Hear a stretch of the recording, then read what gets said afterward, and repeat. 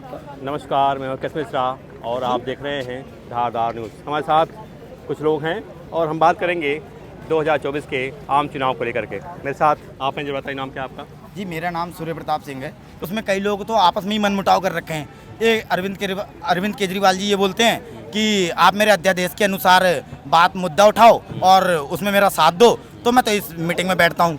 दूसरी बात, राहुल गांधी ये बोलते हैं कि अध्यादेश तो बहुत छोटी सी बात है, और रही बात 2024 में मोदी को हटाओ और देश बचाओ वाला जो नारा अपने आप में लगा रखा है, तो मैं तो ये कहता हूँ कि भाई साहब, ये जो ये विपक्ष के जितने भी सारे नेता हैं, ये चोर जितने भी इकट्ठा हुए हैं, इनसे देश बचाने की जरूरत है। क्या केजरीवाल कांग्रेस को निशाने साध रहे हैं या कांग्रेस को अपना वो टारगेट लक्ष्य बना रहे हैं? केजरीवाल लीडर बनना चाहते हैं विपक्ष का। हर पार्टी के नेता लीडर बनना चाहते हैं कि हम विपक्ष का स्पेस ले लें। कांग्रेस इस वक्त वीक ऑपोजिशन में है, तो वो उनका स्पेस लेना चाहते हैं। तो आप भी बताइए कि मान लीजिए अगर गठबंधन हो भी जाता है तो बिहार में कितनी सीटें मिलेंगी राहुल गांधी कांग्रेस को?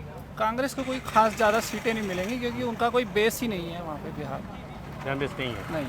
तो फिर आप भी बताइए कि जिस तरह से केजरीवाल जो है और ममता बनर्जी, हम तमाम ये लोग अपने अपने राज्यों में कितनी सीटें देंगे कांग्रेस को?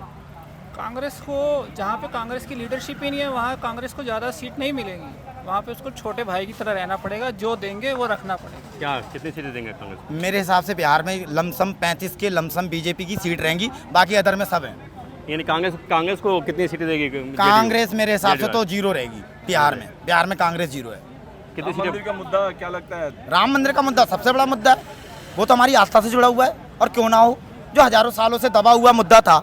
अरे जिस चीज़ के लिए हमें कोर्ट कचहरी जाना पड़ रहा है, शाहबानू वाला केस, इंदिरा गांधी की सरकार हो चाहे नेहरू की सरकार हो, इन्होंने सुप्रीम कोर्ट का फैसला बदल यानी काम पर वोट नहीं मांगेंगे कि मोदी सरकार केवल मंदिर के नाम पर वोट मांगेगी? आप मुझे बताइए कौन सा काम नहीं हुआ, बस आप एक काम बता दीजिए कौन सा काम नहीं हुआ, मैं आपके माध्यम से भी जानना चाहता हूँ। अब विपक्ष बेरोजगारी और विपक्ष की बातें हैं, पर आप भी अगर न्यूज में जा रहे हैं तो आप भी एक बात बता दीजिए कि मोदी सरकार ने ऐसा कौन सा काम है जो नहीं किया है, या जिसमें उसने अपने कदम नहीं उठाए हैं।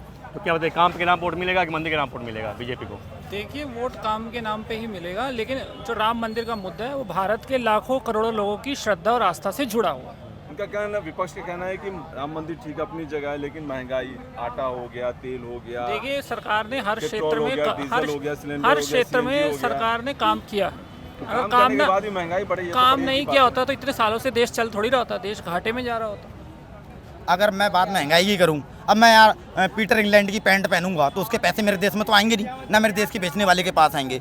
वो तो इंग्लैंड में ही जाने पीटर इंग्लैंड की पैंट। अगर मैं धोती कुर्ता पहन रहा हूँ, मैंने भी पहन रखी, देखो जींस की पैंट और ये टी शर्ट, ये जाहिर सी बात है ये मेरे देश में नहीं आएगा इसका पैसा, कहीं ना कहीं इसका टैक्स विदेशों में भी जाना है।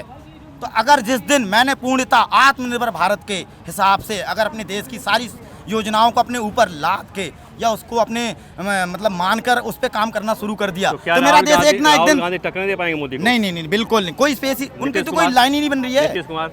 नीतीश कुमार भी नहीं बन पाएंगे, केजरीवाल भी नहीं बन पाएंगे, ममता भी नहीं बन पाएंगे। ये सब अपने अपने राज्यों में खाली बस अपने अपने राज्यों में ही बोलबाला कर रहे हैं, लेकिन भारतीय जनता पार्टी वहाँ भी अपने हौसले बुलंद करके, और आप देखिएगा 2024 में पुनः श्री नरेंद्र मोदी जी ही प्रधानमंत्री चुन के वापस आएंगे। केजरीवाल तो काफी दिल्ली में काफी पॉपुलर है, 2 बार गवर्नमेंट बना चुके हैं। नहीं, कई बार कई लोग, पंजाब में भी उनकी गवर्नमेंट है, बाकी स्टेट में भी नेशनल पार्टी का दर्जा भी मिल गया है। माहौल भारत जो चलता है वो माहौल के अनुसार चलता है। वो एक माहौल था किसान आंदोलन के माहौल के अनुसार, जहां वहां ना बीजेपी को स्वीकारा गया पंजाब में और ना कांग्रेस को स्वीकारा गया। लोगों ने नई सरकार को अपनाया, किसको? आम आदमी पार्टी को। ठीक है, लेकिन आम आदमी पार्टी की विचारधारा कैसी है?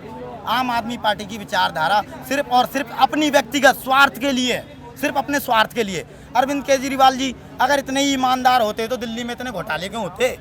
हर जगह तो घोटाले हैं। वो कहते हैं मैं आम आदमी टिफिन लेके जाऊंगा, तो 45 करोड़ का बंगला कौन बना रहा है फिर?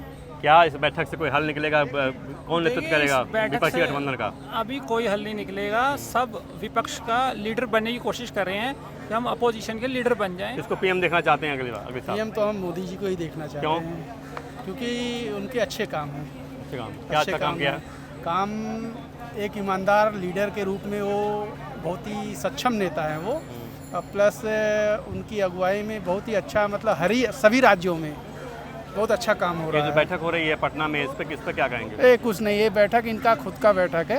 ये फिर बोलेंगे कि ये जनता की आवाज़ है, जनता की नहीं, उनकी आवाज़ है, उन लोगों की आवाज़ है।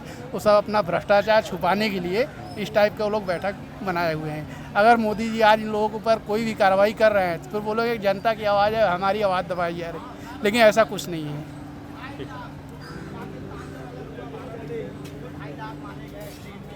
भीड़ नहीं हो रही है।